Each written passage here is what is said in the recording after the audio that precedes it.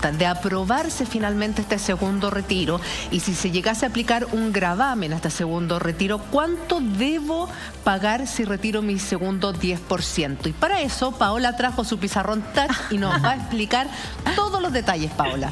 Bueno, aquí la senadora me estará ayudando también desde allá, porque además no hemos visto en directo toda la discusión de las Comisiones Unidas, pero es importante volver un poco atrás, porque de repente también las personas que están en sus casas, que están atentas, quieren saber un poco cuál es el paralelo entre este proyecto de ley que se presentó desde la Cámara de Diputados y cuál es el proyecto que presentó ahora el gobierno. Entonces, lo que hemos conversado es que vamos a hacer entonces esa breve revisión en un pequeño esquema para plantearnos en primer lugar. Por acá vamos a poner, y por eso es que yo les decía vamos a volver atrás, vamos a poner aquí que tuvimos en agosto, ojo con esto, en agosto de 2020 la presentación de una moción, ¿verdad? Y para los que están en sus casas y que legítimamente, porque no son abogados, no saben lo que es una moción, es una iniciativa parlamentaria. Perfecto. Fueron los diputados que hicieron una reforma constitucional, igual que la primera reforma constitucional que aprobó el primer retiro y que, entre paréntesis, a propósito de nuevo de la preocupación, nos dicen a veces, oye, si el Servicio de Impuesto Interno me obliga ahora a devolver el bono, capaz que me hagan devolver el retiro del 10% anterior. Eso no va a pasar, ¿verdad? Ya. Eso no va a ocurrir, eso ya está en todas las personas que lo retiraron, no hay que tener temor en ese sentido. Pero esto fue en agosto. Y fíjense ustedes, pasó septiembre, octubre, noviembre y recién ahora... Hola. ¿Sí? ¿Senadora? ¿Te puedo interrumpir? Por favor. ¿Te puedo interrumpir? No te olvides que el primer retiro se puede hacer efectivo hasta un año después de que se aprobó la ley. Por lo tanto, ese primer retiro está absolutamente regulado y no da lo mismo cuando se retire, no tiene ningún cambio. Ese está absolutamente blindado. O sea, sigue vigente. Sigue vigente por el año, con las mismas condiciones, con los que ya retiramos y los que no han retirado en el fondo. Exacto, muy importante porque hay algunos que a lo mejor todavía no retiran, ¿verdad? Así que no se preocupen. Perfecto. Pero ¿qué pasa? En noviembre del 2020 es un mensaje. Es el presidente de la República ejerciendo sus propias atribuciones que podría haberlas ejercido antes. Por eso pasaron varios meses. Sí. Y presenta aquí un proyecto de ley. ¿Puedo volver a interrumpir? Pero no interrumpa, senadora, usted que alumna más desordenada la senadora. Estamos conversando, no hay interrupción. Senadora. Yo presenté un proyecto de ley en marzo con el retiro del 10% y le pedimos el patrocinio al Ejecutivo, no lo quiso dar. Y en ese proyecto nosotros establecíamos el bono de reconocimiento para aquellas personas que no tenían mucho ahorro, retiraban, cuando se pensionaran el gobierno les devolvía y hacía un aporte. Mira. Muy bien, es verdad, así es, me consta. Me gusta esta dupla. Senadora, buena dupla. Nos vamos aquí complementando. Muy importante, este no es una reforma constitucional la que plantea el presidente, es una modificación a una ley. Porque recordemos de nuevo, nosotros nos rige nuestro sistema de pensiones por un decreto ley. Sí. Es decir, una norma que fue dictada cuando ni siquiera había constitución, no teníamos constitución y en la dictadura se dicta el decreto ley 3500. Y para modificar ese decreto ley y las disposiciones pertinentes, el presidente presenta un proyecto de ley. ¿Cuál es la etapa? Que creo que es otro factor muy relevante, que lo estábamos discutiendo recién. ¿Cuál es la etapa en la que nos encontramos? ¿Bien? Y ahí veíamos la grabación recién, la senadora lo mencionaba, el primer proyecto ya fue aprobado por las comisiones y mañana miércoles se discute en sala. Por lo tanto, está en lo que se denomina segundo trámite. Eso es bastante avanzado. Está avanzado porque ya lo vio la Cámara de Diputados y ahora está en el Senado en segundo trámite y corresponde verlo en sala. Perfecto. ¿Bien? Versus mañana miércoles. Versus el proyecto de ley del presidente que estamos en el primer trámite. Entonces le queda camino por recorrer. Después del primer trámite tiene que ir a la Cámara de Diputados. Después tiene que ir a la Cámara de Diputados, tiene que ir a las comisiones y a la sala. En este caso, estamos en las Comisiones Unidas, que es lo que está pasando en vivo y en directo, Comisiones Unidas de Hacienda y de Trabajo y Previsión Social. En la mañana se aprobó en general, ¿cierto? En general, en comisión. Ah, recién en comisión. general, en comisión. Aquí estamos en comisión recién. Ya. Después vamos a la sala y después, dependiendo de los resultados, vamos a la Cámara de Diputados. ¿Está claro la etapa? ¿Vamos bien? ¿Vamos avanzando? ¿Dudas, preguntas? Senadora, ¿estamos bien, verdad? Muy bien, profesora. Muy bien, seguimos. Lo único que le podrías agregar a eso, Paulita, es que el gobierno le tiene puesta discusión inmediata y eso significa que lo tiene que despachar en un plazo récord. Así es, rápidamente. Por eso es que veíamos a los senadores tratando ahí de ponerle ritmo a la discusión, ¿verdad? Aquí hay un detalle, senadora, que quizás tú me puedes complementar bien, porque tenemos que ir a los beneficiarios. Y los beneficiarios, acá en el proyecto 1, digamos, que ya está avanzado, es universal, es decir, para todos. Ya. Como fue el primer retiro. No sé cómo quedó ahora en la Comisión Unida, por eso te decía que a lo mejor tú me puedes complementar, porque originalmente el proyecto del gobierno no era universal. Era hasta cierto tramo. Exactamente. El proyecto del gobierno, como fue presentado, consideraba que solo era para aquellas personas que tuvieran una remuneración alrededor de máximo 2.900.000 pesos. Perfecto. Tenía tope. Ya. Senadora, ¿quedó con tope? No, mira, estoy averiguando porque como estaba acá, no estaba votando. No, sí, pero estamos ahora. Claro. Noticia en desarrollo. Pongamos tope, signo de interrogación y después lo rellenamos. Lo que pasa es que nosotros, cuando nosotros tomamos la transmisión, estaban discutiendo ya los 3 últimos incisos. Yo no sé qué habrá pasado hacia atrás. Ahí estoy averiguando para poder responderlo, pero tiene dos topes en la universalidad. Uno es quienes pueden y otro es el impuesto. Perfecto. Exactamente. Así que ahí la senadora, yo traté de tener la información, pero mis contactos estaban un poco desconectados.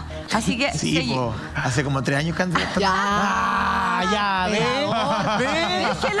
déjelo a la imaginación, José Antonio, porque todos tenemos contactos. Muy bien, muy bien, está muy bien. Muy bien. ¿Sí? Muy bien. Meme no perdona.cl. Los contactos están en Ginebra, por favor. No, en la ONU. Los míos son de más buena onda, de las buenas relaciones humanas que uno genera con los equipos de trabajo. Yo creo que exactamente. Si aquí nadie está pidiendo información privilegiada, sino que la buena onda. Mientras tanto, trabaja la senadora Rincón para nosotros. Ahí la veo whatsappeando, pero buscando información para saber si hay tope o no hay tope. ¿Qué pasa con los montos, Paola? Los montos, decíamos, a propósito de que este es universal, aquí se planteaba evidentemente el retiro del 10% de los fondos. Y el tope, ¿cuál era? Los mismos que en el primer retiro. O sea, esto 4,5 es millones. 150 UF, que estamos hablando del orden de los 4,5 millones. Eso. 4 millones y tanto. 4,3, sí. 300.000, pero ya pongámosle una cifra más redonda. Es que la UF me tiene loco. ¿Verdad? Siempre está el piso abajo de las 35 UF, pero el máximo era 150. Ya, en el del gobierno. Versus el del gobierno, y de nuevo ahí la senadora va a tener que seguir whatsappeando. Capaz que José Antonio se consiga esta cifra antes y no, toma él. Toma. Porque él debe tener más contacto, ¿no? Puede ser. Está bien, vamos que se puede. Tenemos acá también el 10%, pero el límite en este caso era de 100 UF. Ahora, ojo, esta mañana el senador Moreira adelantó que si es que esto avanzaba, el gobierno incluso se podía allanar a cambiar algunas cosas. Entre ellas el monto, subir el monto a 120 UF. No sé si eso después se irá a concretar o no, pero ya hay tratativas como para empezar a moldear un poco el proyecto del gobierno. A acercar las posiciones, claro. Que la verdad es que yo creo que vamos a andar bien cerca de lo que ya estaba aprobado. Eso en cuanto a los montos. ¿Qué otra diferencia tienen estos dos proyectos? Vamos ahora El impuesto. Antes del impuesto, senadora, si le parece, hablemos del reintegro, porque pucha que esto es lo que va a doler a los bolsillos también. Están discutiendo eso, ¿ah? Están discutiendo en este momento, podemos conectarnos quizás de ahí. Sí. ¿Por Javier, qué? Solo para que antes entiendan en sus casas. ¿Ya? Acá... Y medio más o menos. 4 millones. Sí. 4 millones 4,3, 3. La verdad es que vamos a corregir por 3,50. 4 millones 3. ¿Les parece? A ver. Muy bien. ¿Quién da más, quién da menos? 4 millones 3 cerramos. Ese es el máximo, porque evidentemente, Son fíjense 4.335.000 pesos. ¿Ve? Está bien. Lo cambiamos por 4 millones 3. A la UF de hoy, senadora. A la UF de hoy. Entonces, recapitulando, voluntario, pero, y es lo que están discutiendo ahora, aquí se planteaba por el gobierno que no era voluntario, que tenía que ser obligatorio. Entonces aquí hay una diferencia esencial que ahora se va a discutir en la comisión, porque es muy distinto que te digan si tú puedes, vuelve a reintegrar, a que te obligue. Por eso se habla del autopréstamo.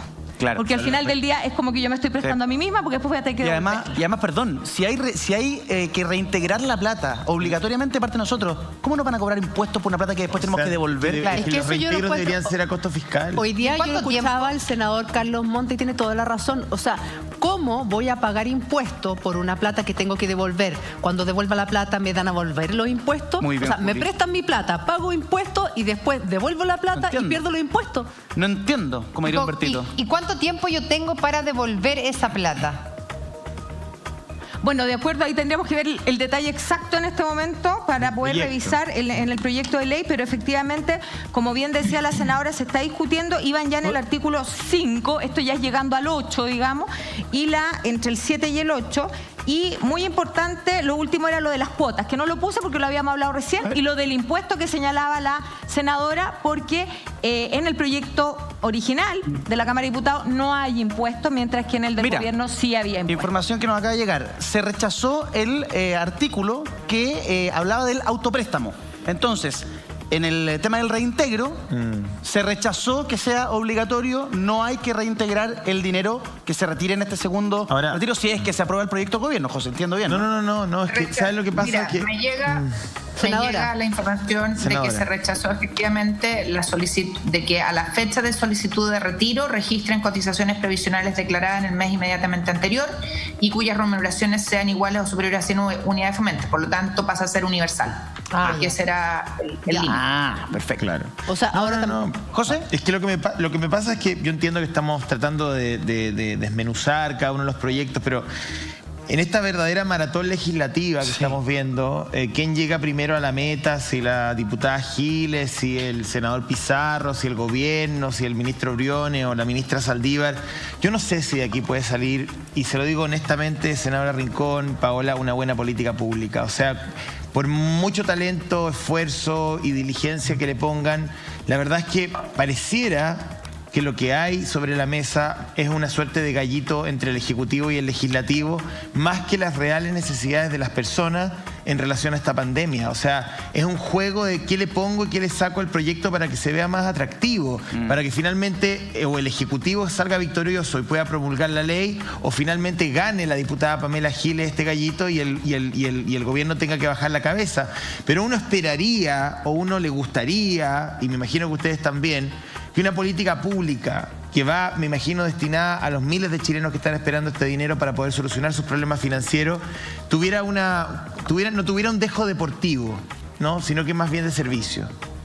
No, absolutamente de acuerdo, José Antonio. Yo creo que esto es la clave de lo que hemos estado conversando, incluso con el ejemplo inicial que partimos el programa el día de hoy, en que la diputada nos hacía este llamado tan ferviente.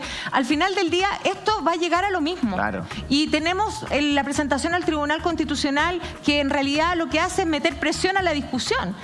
Presentada, ¿cierto?, el día domingo, ahí medio en off, pero evidentemente luego lo íbamos a... Paola, aquí estoy con todos tus santos en la revisión del programa de hoy. Estamos en vivo, en directo, conectados con lo que pasa en el Congreso, y además nos preguntamos, ¿cuánto debo pagar si retiro mi 10% del fondo de pensiones, que es algo que incorpora el proyecto del gobierno, Paola? Y además se aumenta el tope de posibilidad de sacar plata, que llega a 150 UF como tope, Paola. Así es. Bueno, de nuevo, para los que están en sus casas, vamos a revisar el tema del impuesto, que no es menor, porque obviamente afecta esta idea que uno tiene que va a recibir todo el dinero. Si prospera la propuesta del gobierno, tenemos una escala que aplicar.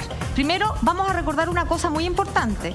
Cada mes, cuando nosotros nos pagan nuestra remuneración, cuando somos trabajadores dependientes, nos descuentan, entre otras cosas, el pago del impuesto. Claro. Bien, pero el 10% que va a la cotización previsional más el pago de la comisión, porque no olvidemos que uno paga la comisión, no es aquí ni el empleador ni el gobierno, sino que nosotros de nuestro bolsillo, de nuestra remuneración, pagamos la comisión a la AFP, que como tope puede llegar hasta el 3%. Y sobre eso el global complementario si es renta alta. Así es, pero el global complementario tiene una escala que va desde vamos a poner aquí el impuesto. Miren que vamos a aprender además de derecho tributario hoy día. Me gustó. El impuesto se denomina, como bien dice José Antonio, global complementario. Acuérdense que tengo que escribir rápido, así que después no me critiquen en la casa. A veces me dicen que no se entiende la letra, pues, no, pero completamente legible. Estoy tratando de hacer letra de profe, como yo soy profe además, así que por ahí tratamos. Lejos, mejor que la Julia y la mía. Estamos bien, entonces. Impuesto global complementario, ¿cuál es la tasa? La tasa es desde el 4% hasta el 40%. Perfecto. ¿De qué depende? Depende de lo que gano. Es decir, si gano menos, pago menos impuestos. Si gano más, pago más impuestos. Entonces tenemos que ponernos... Puede estar exento. Pueden estar exentas también, efectivamente, dependiendo de esa remuneración. Ya. Entonces, hoy día, a propósito que ya esto ha circulado en la prensa, una especialista nos daba algunos valores sobre la base de los 150. Primero, que esa sería la que se estaría aprobando, ¿verdad? Claro. 150 UF. Entonces, los datos que nos daban es, primero, si yo estoy ganando del orden de 1 millón de pesos, ¿cuánto creen ustedes que pagaré de impuestos? Ay. A ver, ¿quién da más, quién da menos? A ver, Connie. ¿Cuánto?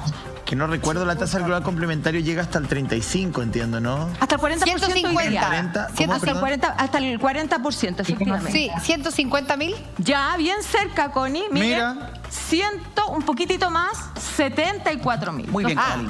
Más todavía de 150. Pero espérate. Que Estamos tope, redondeando. Perdón, pero Paula, el tope es de 40 hacia abajo. En algún momento 37, porque ha ido variando el tope de la escala global. Exactamente. Ha ido variando, se ha ido reformando precisamente para tratar de también llegar a que aquellas personas que ganan más remuneración puedan pagar un impuesto más alto. Entonces, ¿no? Claro. Uno se quedó, yo también en la universidad, cuando estudiamos la ley de rentas era del 35%. Yo me quedé en los 37, por ahí, claro. Ha ido subiendo y hoy día está en 40. ¿Bien? Salvo las autoridades, Paola, que es bueno que lo digas, que no se toma como base la remuneración, sino que se fijó que por el cargo que tenían pagan el 40%. Claro. Ah, mira.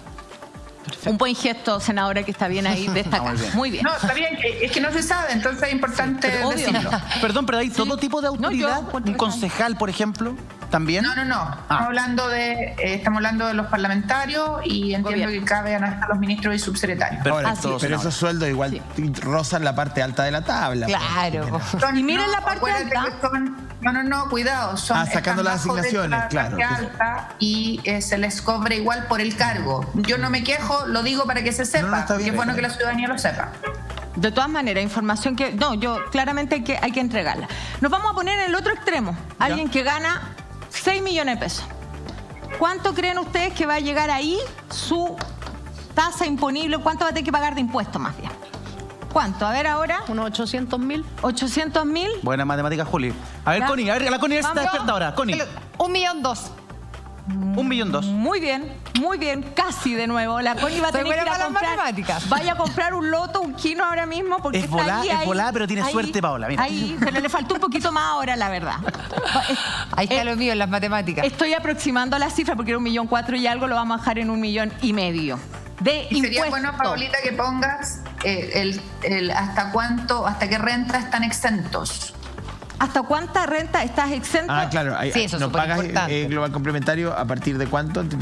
Ahí me puede ayudar usted, senadora, porque no tengo en este momento el dato aquí. No me acuerdo exacto cuánto, son menos de 800.000 pesos. Claro, como 1.900.000, en fin, están exentos Es de ese orden, sí, efectivamente. Efectivamente. Yo creo que para que se sepa también. Vamos a dejar estos números porque efectivamente el otro supuesto era con las 100 UF, pero la verdad es que no viene mucho al caso porque ya estaría aprobado y nuevamente 50. vamos con las 150. Igual fue un punto que hace la senadora Rincón respecto de los sueldos que no pagan, porque la gran mayoría de los sueldos en Chile son inferiores a los 800.000 pesos, exactamente. No, pero espérate, tranquilo ahí, un minuto. Es que esa es una discusión súper interesante. Así es. Porque se ha dicho, no, claro, los impuestos sobre la renta son las personas que ganan más, en fin. Pero las personas que ganan menos pagan el principal ingreso del Estado, que es el IVA. Sí. Que es el impuesto más regresivo que existe. Porque lo pagamos todos por igual, independiente de cuánto ganemos. Tú vas a comprar un kilo de pan y pagas el mismo 19% que paga una persona que gana menos que tú o que gana más que tú. Claro. Entonces, cuando hablamos de impuestos sobre la renta, entonces decimos, no, bueno, sí, en realidad la mayoría de las personas no paga impuestos sobre la renta en Chile. Ok, no paga impuestos sobre la renta, pero paga impuestos respecto de todos los servicios y bienes que consume. Sí, lo cual me parece mucho más brutal y mucho más injusto. Efectivamente. Bueno, el 50% de lo que se recauda en nuestro país viene del IVA. Mira. Y efectivamente, tal como tú lo dices, es regresivo. Y es regresivo porque obviamente las personas, por ejemplo, en alimentación, las que menos tienen, destinan mucho de su ingreso a ese ítem.